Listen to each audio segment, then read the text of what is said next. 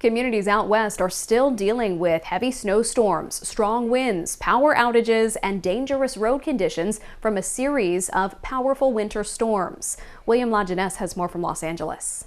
The snow just won't go away. A major winter storm still lingering over much of the West, just days after a different system brought high winds and massive snowfall to multiple states.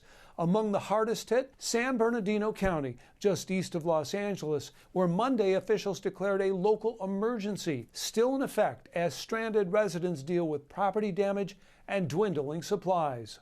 Plowing is going to continue over the course of the next several days, upwards of a week, back into some of our communities. We need our residents to help take care of each other. Further north, heavy snowfall closed Yosemite National Park, up to 15 feet falling in some areas, making most roads impassable. But some park rangers say that's not necessarily a bad thing. What we always like is a big snowpack, and that's cold, because what happens, we kind of look at it like a bank. You bank all the snow up in the high country, and then in the warm weather, the water comes down. All that snow and wind keeping utilities busy. About 80,000 customers in California are still without power as crews work to restore service. And in warmer areas, rain is causing major flooding, prompting new warnings that residents stay off the roads.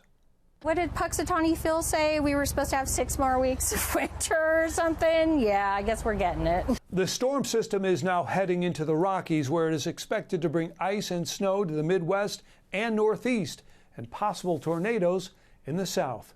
In Los Angeles, William Lajeunesse, Fox News.